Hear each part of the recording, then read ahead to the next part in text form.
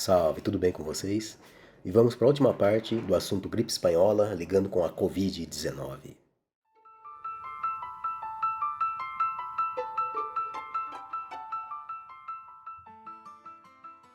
Desde que a pandemia se tornou um assunto mais sério, a gente costuma falar vai passar, mas é meio chover no molhado. Claro que vai passar.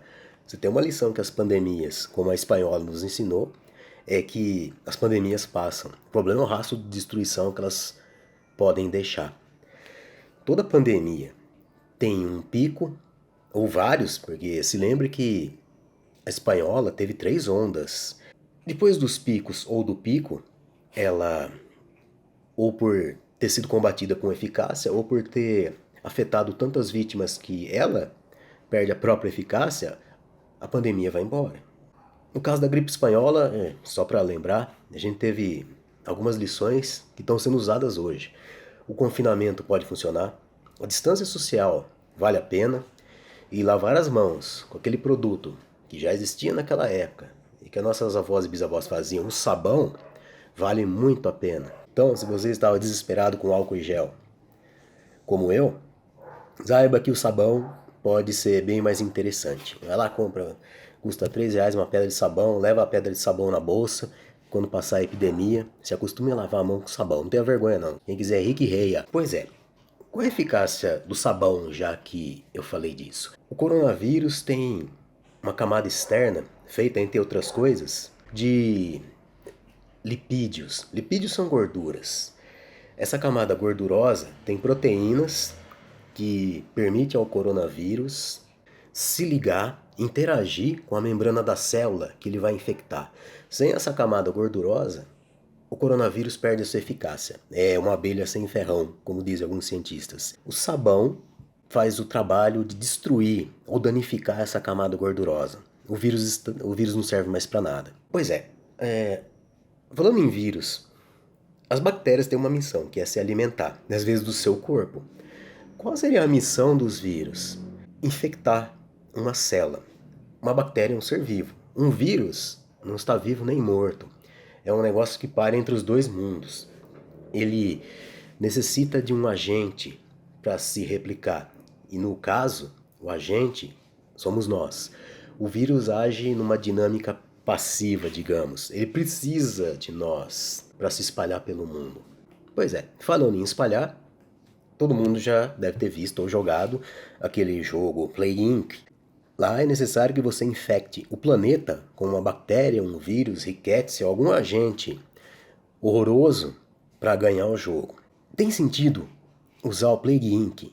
para compreender melhor o coronavírus, o SARS-CoV-2, que é o nome do vírus, a Covid-19? Sim, tem algum sentido, mas a gente tem que lembrar que um jogo de computador é construído em cima de linguagem de programação, que é uma linguagem com sintaxe, com regras próprias. Em resumo, por mais cenários que um programador ou os programadores consigam fazer, você dá um comando e o jogo responde de alguma forma. Ainda que hajam 10.000 cenários diferentes, uma hora você vai chegar no fim do jogo e fechá-lo, como todo mundo sabe. A vida real não é assim, mas não tem sentido a gente usar o seguinte argumento. Bom, um jogo como o Plague Inc., ele tem fim, ele é finito. Ele é programado para ser finito. Então, por mais combinações inteligentíssimas que os programadores tenham criado, mesmo que você leve 1 ano ou 10 para fechar o jogo, vai acabar. Porque tem combinações, cenários, possibilidades finitas. A vida, pelo menos para nós, da geografia também. No caso do coronavírus, da Covid-19, existem possibilidades finitas, ainda que a dinâmica seja muito mais complexa do que um jogo como Plague Inc. A complexidade é porque o ser humano é muito complexo, ele tem comportamentos que às vezes não dá para prever. Então você tá vendo aí, você tá confinado em casa e tá cheio de gente andando na rua. Simplesmente assume que o vírus não existe, que é tudo uma invenção e etc. Da internet tá espalhando fake news e criando bobagens. O próprio WhatsApp resolveu deletar mensagens de presidentes e políticos mundo afora, como deletou do Bolsonaro, para que eles não espalhem besteiras. Aliás, ontem o WhatsApp noticiou que ele vai acabar com o envio de mensagens em massa dependendo da situação. Muito bem feito, porque a ciência não é perfeita nem de longe, mas é a melhor coisa que a gente tem para combater uma epidemia ou uma pandemia.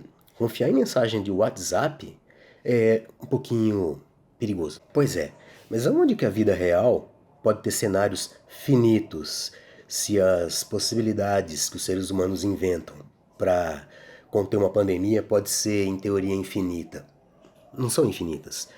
Nós temos seres humanos, dependendo do lugar, a transmissão pode ser mais devastadora, uma favela, por exemplo, mas as variáveis trabalhando não são infinitas. São seres humanos, espécies de vírus, no caso, um vírus que sofre mutação. A diferença do local, o clima, que pode ter uma leve influência, ao que sabemos, na dispersão da doença. As medidas de higiene, os remédios que estão sendo procurados, as vacinas, são algumas variáveis que se combinam para tentar dar fim ou amenizar o cenário de uma pandemia. Não é infinito. Nós temos, como no jogo, alguns cenários, só que as variáveis são muito mais complexas. Lembrando que variável, por exemplo, é o ser humano. Ele muda. Ele muda o comportamento, depende da situação. É difícil prever o comportamento do ser humano, mas mesmo assim dá para prever. É por isso que, por aí, cientistas, matemáticos, geógrafos podem dizer: parece que a epidemia vai ter um pico no Brasil em maio. Depois ela entra em declínio no número de casos. Assim, são previsões bastante válidas. Se elas errarem, é porque não dá para controlar variáveis tão complexas, mas dá para prever sim. Quando o cidadão diz pra gente continuar em isolamento, ele está prevendo alguma coisa, e não sozinho, é um monte de gente no mundo inteiro, com matemática e com estatística e com estudos, história, etc., elaborando mapas, tentando prever o que vai acontecer daqui para frente. Claro que tem saída. Os cenários possíveis não são infinitos. E a saída sem um grande desastre é a mais provável. Não vou nem dizer que vai acontecer, porque sempre pode existir variáveis que transformem tudo num desastre. Mas não é provável que no caso do coronavírus, da Covid-19, isso aconteça. Desastre seria nos aproximarmos de algo como a gripe espanhola, de 25 a 100 milhões de mortos. Já é um cenário catastrófico com milhares de mortos. Mas podemos apostar que essa epidemia vai passar. O que podemos dar quase como certo, ainda que demore 100, 300 anos, vai aparecer outra epidemia desastrosa como a gripe espanhola ou como a peste negra. Ela vai aparecer. Se vamos estar aqui ou não, em outro caso, ela pode aparecer daqui a 200 anos, mas ela vai aparecer. Matematicamente, é para isso acontecer. A boa notícia: não tivemos nada parecido com a gripe espanhola ou com a peste negra depois que eles aconteceram. O que acontece com os vírus? Boa parte deles, para sobreviver, faz o seguinte, espertamente: diminui a letalidade para poder infectar o maior número de pessoas sem matá-las muito rápido, que seria um suicídio viral. Então, pode-se prever que o novo vírus, o SARS-CoV-2, vai diminuir a sua letalidade, mas vai continuar entre nós. Então pode ser que ele volte daqui a um mês, pode ser que ele volte o ano que vem ou daqui a 10 anos. Pode ser que ele seja menos letal. Então se torne, aí sim, uma gripezinha ou não. Mas isso é uma previsão baseado no comportamento dos vírus. Se é que uma coisa que não está viva nem morta pode se comportar. O vírus da gripe ele é esperto porque ele não é tão letal. Então ele pode atazanar a humanidade todos os anos, matando milhares. Mas ele não é um desastre tenebroso como a gripe espanhola. Parece que ele aprendeu. Se ele mata todo mundo, ele mesmo morre. E esse não é o sentido. Ele quer continuar infectando. Horrível, né? Semana que vem eu falo sobre o Ebola, que é um vírus muito mais assustador do que o SARS-CoV-2. Ele assolou a África em várias epidemias. Há uma epidemia que estava sendo noticiada o ano passado, antes de aparecer o coronavírus, que eclipsou a epidemia de Ebola na África. Vale a pena falar porque alguns dos remédios que estão sendo testados para essa pandemia de agora foram usados contra o Ebola. Então, até a semana que vem e fiquem bem. Semana que vem não, né? Hoje é só terça.